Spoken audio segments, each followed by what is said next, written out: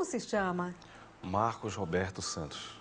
E qual é a sua história? Bom, eu sou cirurgião cardiovascular, tá? Tenho 10 anos de profissão, titulado da sociedade e vivi a minha vida até um ano atrás, vivendo a minha vida normalmente, né? Acreditando na ciência, estudava bastante, estudo ainda, certo?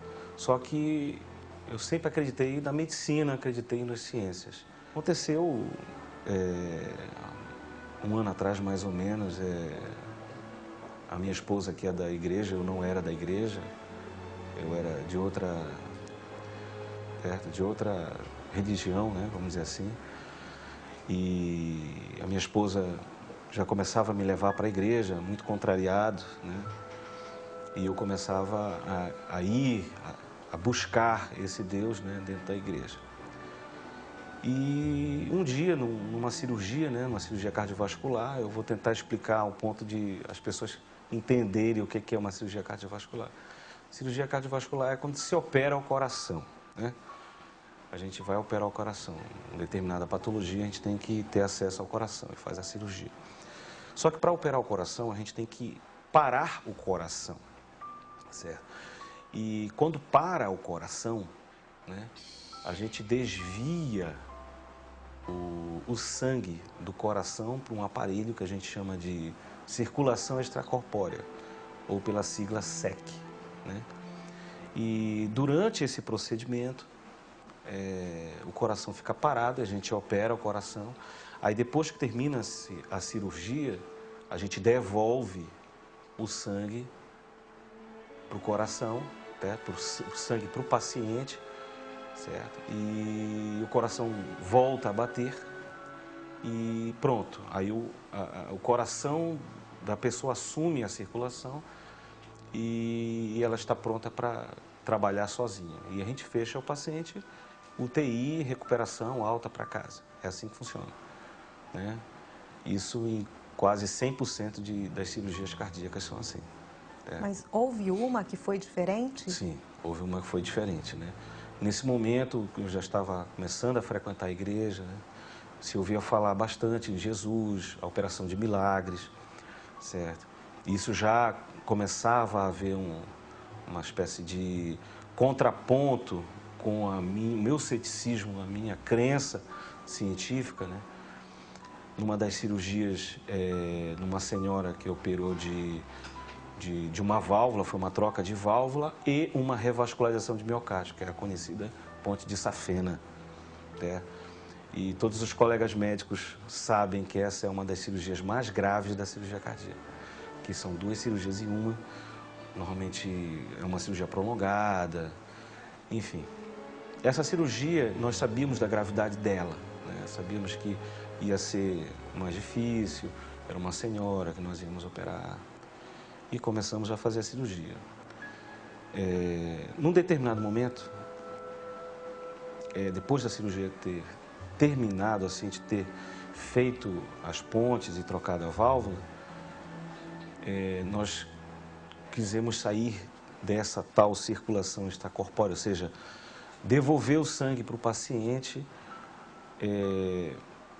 e fazer o coração bater. Só que o coração não batia, né? O coração batia debilmente, que a troco, vamos dizer assim, a curto modo não batia o coração, né? Ou seja, não havia contratilidade, não havia contratilidade efetiva.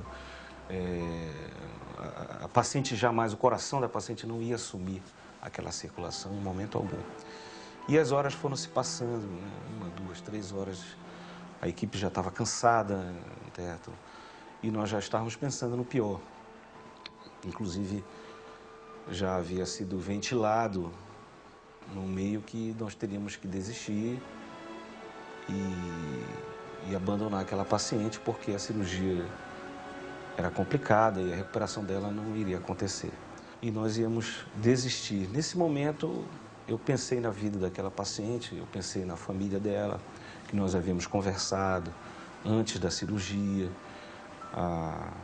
os filhos, né? As pessoas que ela gosta, né? A vida que ela gostaria de ter dali em diante. Isso foi difícil, assim. Eu comecei a pensar na vida dela, ela poderia ter mais uma chance, eu achava que ela deveria ter mais uma chance. Mas eu tinha certeza que pela medicina ela não iria se recuperar. Já estava com bastante drogas. Drogas são as substâncias que nós colocamos infundindo no sangue, na circulação, para ajudar na contratilidade do coração, e estávamos já passando do limite das drogas e não havia contratilidade nenhuma e estávamos desistindo já. Foi nesse momento que alguma coisa me disse: fecha os olhos. Aí eu fechei os olhos e pedi. Eu disse assim, foi simples, né? E já ouvi isso alguns pastores dizerem, que orações simples Deus vai ouvir também. E eu fechei os olhos nesse momento e disse assim, no meu ceticismo, né? Senhor, me perdoe, eu sei que eu falhei durante esses anos todos, mas eu não peço por mim. Mas se o Senhor realmente existe, se existe esse Deus que fala na igreja, que nessa hora, agora, não para depois, agora, que é a última chance que essa senhora tem, que a gente vai desistir, nesse exato momento, esse coração volte a bater e essa paciente se recupere, saia daqui e consiga ter uma vida. Porque eu não gostaria que ela não conseguisse sair na mesa de cirurgia. Aí eu fechei os olhos, abri os olhos, né?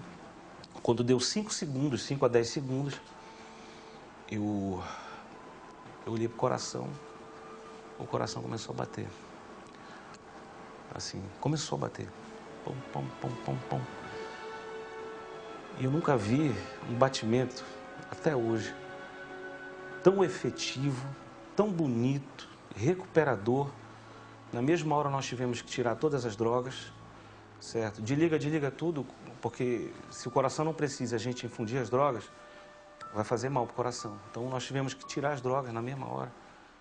Nós conseguimos em 2, 3, 4 minutos sair de SEC, certo? Na hora que eu vi aquele coração bater, certo? Algo dentro de mim, um júbilo, eu até tremia as pernas na hora.